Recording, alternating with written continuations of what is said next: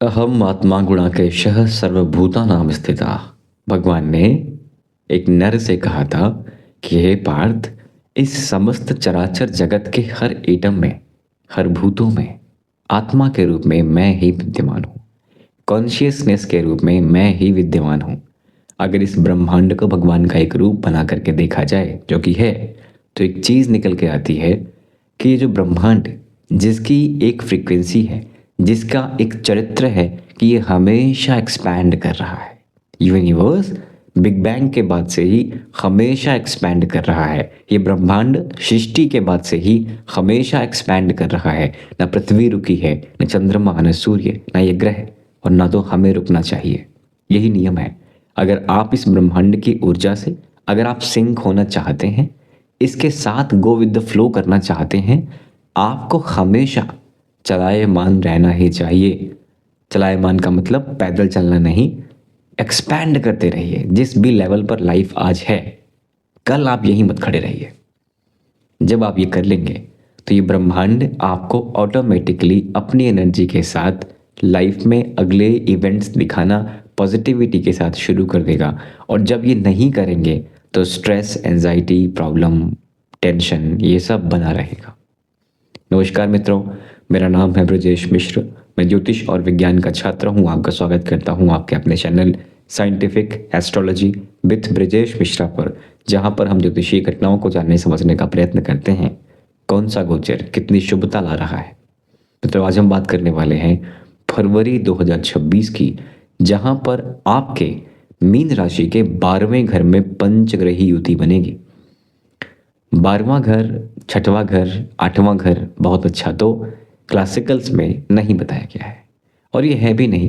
12वां घर व्यय वाला स्थान है, ठीक है। 12वां घर विदेश वाला स्थान है। 12वां घर इन्वेस्टमेंट वाला स्थान है। लीगल, लिटिगेशन, हॉस्पिटल, बेडरूम, शैया सुख, इनका स्थान है। ऑब्वियस सी बात है, अब इनमें से ज़्यादातर नेगेटिव ही थे। कुछ एक चीज़ें पॉजिटिव हैं, जैसे कि विदेश। जो लोग कनेक्शंस ऐड कर लेंगे विदेश का, उनके लिए पॉजिटिविटी ज़रूर क्रिएट होगी, ठीक है। आइए समझते हैं कौन कौन से भाव के मालिक पंचग्रह युति बनाएंगे आपके द्वादश भावस्थ जाकर के। फर्स्ट हाउस लॉर्ड तो आपके गुरु ही हैं, और ये कहीं नहीं जा रहे हैं। ये वक्री हैं इस फरवरी के महीने में, और ये जाकर के आपके चौथे घर में बैठे हैं, केंद्र वाले स्थान में। लेकिन विदेश वाले भाव पर इनकी भी दृष्टि है, ठीक है। तो जहाँ पर पंचग्रह युति बन रही है, जहाँ पर सूर्य, बुध, शुक्र, मंगल और राहु, ऐसे 5 ग्रह मिलेंगे आपको, उसी भाव पर गुरु की भी दृष्टि है, लग्नेश की भी दृष्टि है। इसका अर्थ यह हुआ, समस्याएं जो भी हैं एंड में संभाल लेने का ट्राई किया जाएगा। यानी एक आकाशिक मदद हेल्प मिल जाया करेगी। शनि की 7.5 का फेज भी आपके साथ ही चल रहा है, और ये 7.5 का फेज, ये मध्य फेज जो है, ये समस्याएं देता है, ठीक है। जाती हुई 7.5 में चीज़ें अलग होती हैं, लेकिन जिस फेज में आज आप खड़े हैं, ये समस्याएं देता है। हर व्यक्ति उतना ही पीड़ित नहीं होगा। कुछ लोगों को ज़्यादा पीड़ा होगी, कुछ लोगों को कम होगी, लेकिन ऐसे फेजेस सबको आएंगे। तनाव के कारण सबको मिलेंगे।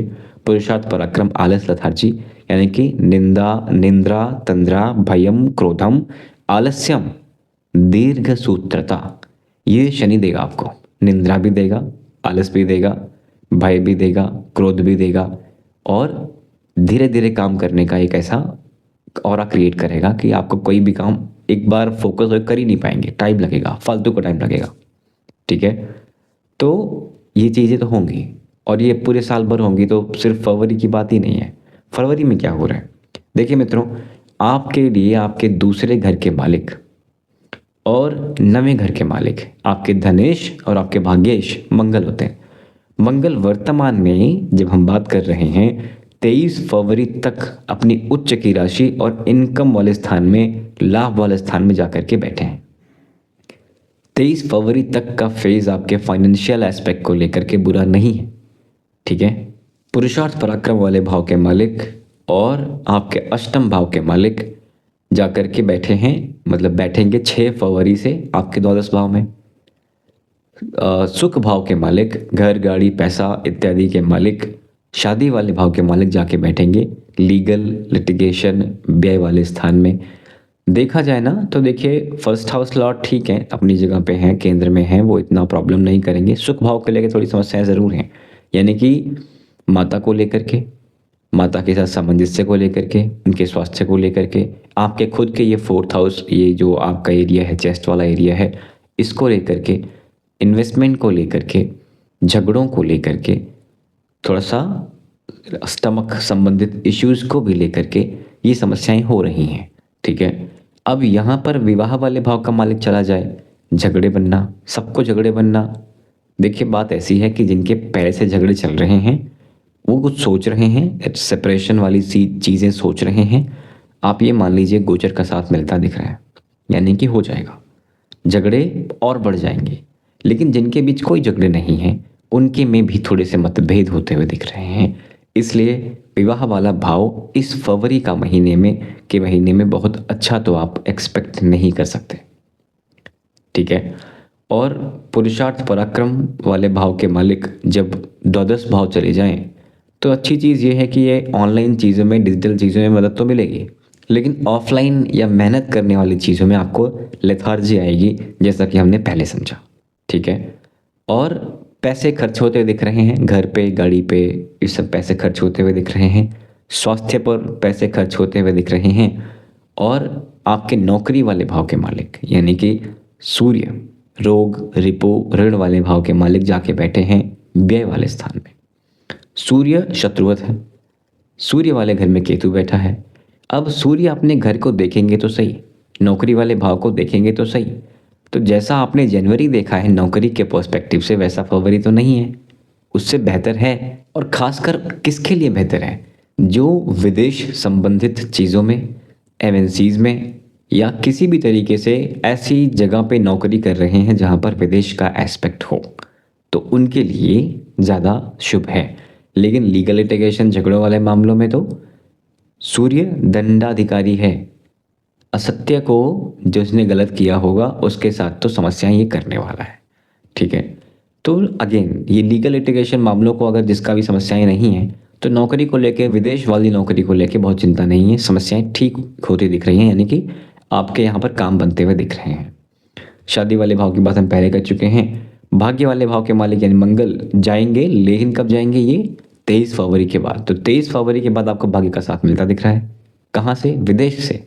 जो विदेश जाना चाहते हैं उनके लिए भी, क्योंकि चौथे घर यानी आपके घर का मालिक जाके पहुंच चुका है विदेश में, तो रिलोकेशन के योग हैं, स्थान परिवर्तन के योग हैं, गृह त्याग योग हैं। तो गृह त्याग योग सबका है, उत्तर के योग तो सबका है। बात ऐसी है कि जो लोग ट्राई कर रहे हैं कंटिन्यूअस कि नहीं मेरा हो जाए, मेरा हो जाए, मेरा हो जाए, उनको जल्दी से लाभ मिल जाएगा। जो नहीं ट्राई कर रहे हैं, जो नहीं चाहते हैं कि मेरा स्थान परिवर्तन हो, उनके साथ भी कुछ ऐसी स्थितियां बनती दिख रही हैं। हो सकता है जहां पर ये हो उसको छोड़ना पड़े। ठीक है, तो स्थान परिवर्तन योग हैं, झगड़े इत्यादि के योग हैं। विवाह वाले भाव को लेकर अच्छे योग नहीं हैं, खासकर इंडिया में अगर आप हैं या नेटिव प्लेस पे आप हैं। अगर विदेश जाना चाहते हैं, स्थान परिवर्तन कर रहे हैं, तो सब भाव ठीक हो जाएंगे। ठीक है, स्थान परिवर्तन कर देने से आपके विवाह वाले भाव भी, नौकरी इत्यादि वाले भाव भी ठीक होते दिख रहे हैं, परिवार वाले भाव भी ठीक होते हुए दिख रहे हैं, धन वाले भाव भी ठीक होते दिख रहे हैं, अगर इनकम विदेश से होनी है, अन्यथा सिर्फ पैसे ही व्यय होने हैं। राइट, इनकम वाले भाव से ये मंगल अब खर्चे वाले भाव में जा रहा है, तो पैसे व्यय कराएगा। साथ में करियर वाले भाव के मालिक आपके गुरु ही हैं और अपने भाव को देख भी रहे हैं। और करियर को लेके मैं फिर से कह रहा हूँ कि चीज़ें बेहतर ही होनी है। जॉब की हमने बात करी थी, करियर को लेकर के भी चीज़ें पहले से बेहतर ही होनी है। लव वाले भाव का मालिक शनि है, वो आपके फर्स्ट हाउस आकर के बैठा है। तो शनि 7.5 भले दे रहा है, मानसिक पीड़ा भले दे रहा है, लेकिन ये 7.5 का फेस निकलते निकलते आपको बड़े लाभ देने का भी ट्राई करेगा। ठीक है, द्वादश भाव के मालिक भी शनि हैं, खर्च वाले भाव के मालिक भी शनि है, फर्स्ट हाउस गए हैं, तो थोड़ी समस्या भी कर रहे हैं। हॉस्पिटल को लेके, हेल्थ को लेके, लीगल लिटिगेशन मामलों को लेकर के जिन लोगों के साथ थोड़ी सी भी समस्या थी वो बढ़ गई है। राइट, उसका इन्लार्जमेंट हो गया है। तो ये तो आपके लिए ग्रहों के बेसिक स्थिति को था। अब दृष्टियों की हम बात कर लें, अगर कहाँ कहाँ देखा जाएगा। देखिए इस महीने ना सूर्य, बुध, शुक्र, राहु और मंगल 23 फरवरी के बाद ये सब एक साथ आपके नौकरी वाले भाव को देखेंगे।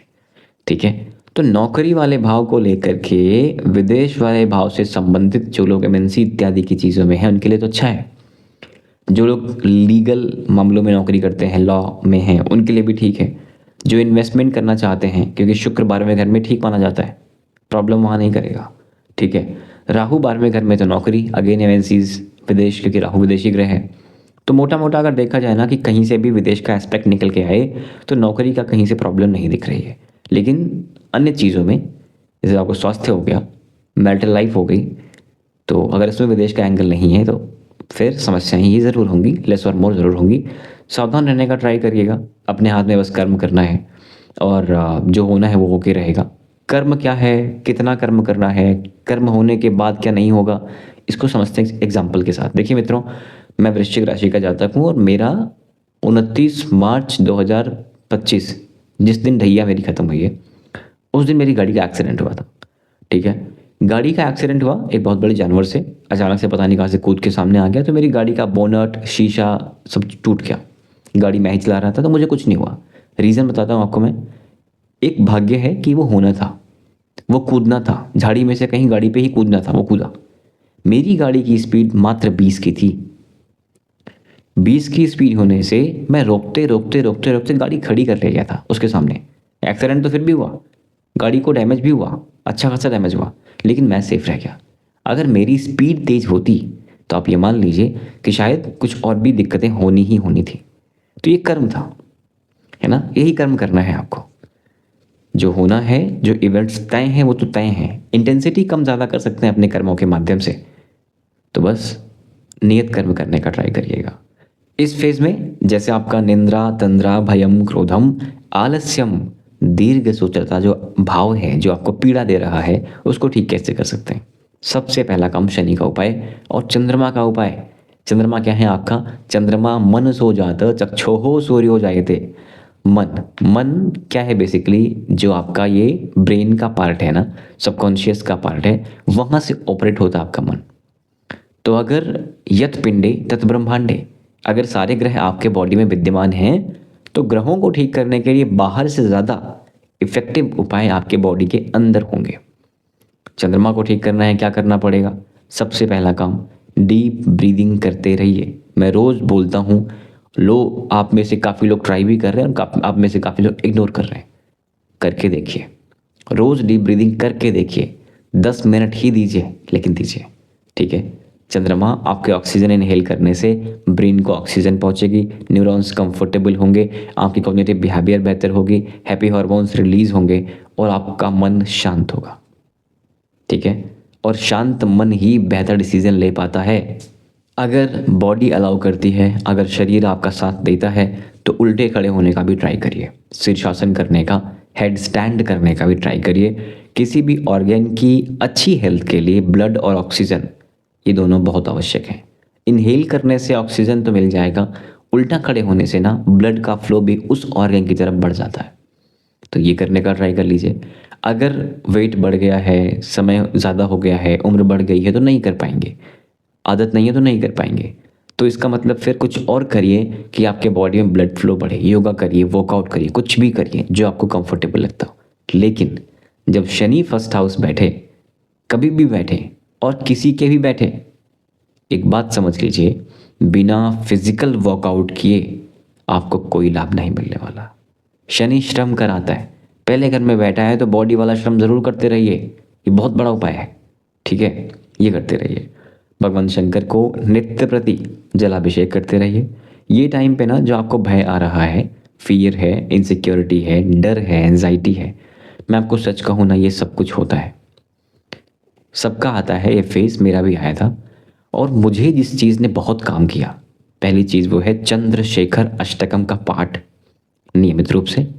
चंद्रशेखर अष्टकम आपको यूट्यूब पे मिल जाया करेगा, नहीं पढ़ सकते हैं तो सुन लीजिएगा। ठीक है, लेकिन म्यूजिक की तरह मत सुनिएगा, ये मंदिर में बैठ के भजन की तरह सुनिएगा। ठीक है। तो ये मंत्र हैं चंद्रशेखर अष्टकम, तो एक ये सुनिएगा। दूसरा, बजरंग बाण और हनुमान चालीसा नियमित रूप से करते रहिएगा। ठीक है। एक फेज़ है, ये फेज़ निकलेगा, समय बदलेगा, चीज़ें बदलेंगी, जैसे आप थे उससे बेहतर ही होंगे, लेकिन ये ब्रेक तो लग ही जाता है। ठीक है। बस संभालने का ट्राई करिए।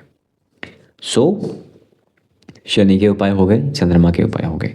सूर्य जो शत्रुवत हैं नौकरी वाले भाव को लेके समस्याएं जो हो रही हैं, 1 महीने के लिए शत्रुवत हैं ये, उसके बाद ठीक स्थिति में आ जाएंगे।